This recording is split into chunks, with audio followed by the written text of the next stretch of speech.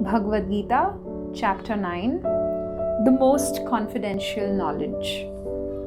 Just as a pearl is hidden within a shell, or as a king travels surrounded by an entourage, the essence of the Bhagavad Gita is hidden in the middle of the conversation.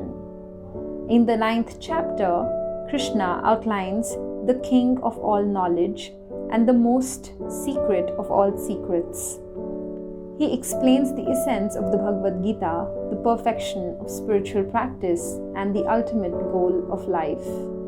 The acronym is KING. K for knowledge, I for inconceivable relationships, N for non-worship, G for glories of bhakti. K for knowledge, verses 1 to 3. Krishna explains that the knowledge he is about to impart is the most confidential, since it illuminates the true position and nature of the soul in relation to God. There is a notion that belief in God is intellectually immature or philosophically naive.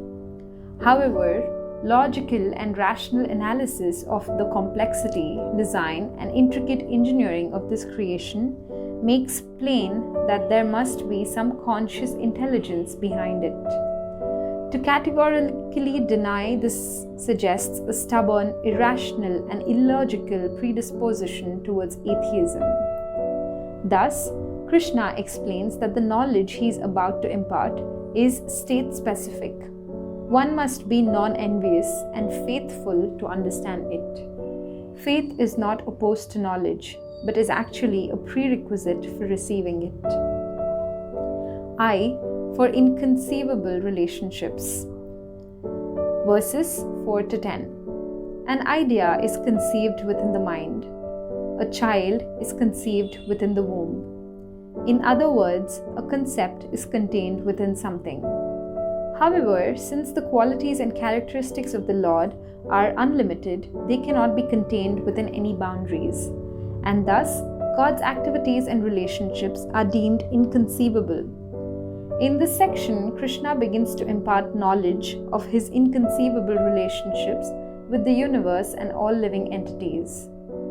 While this knowledge gives an indication of the character, greatness, and capacity of God, it also exposes our inability to comprehend such matters through mundane logic and reason.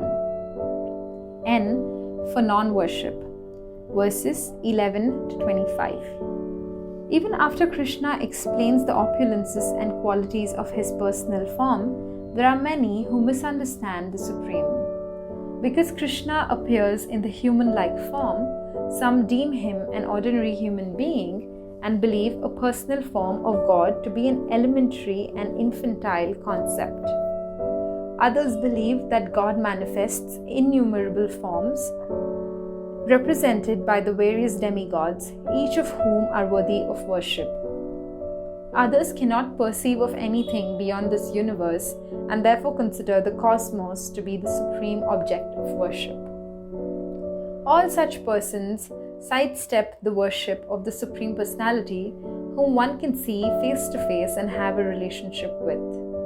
While some claim that all paths lead to the same destination, Krishna highlights that he awards different results to a person's worship based on their motivation and understanding.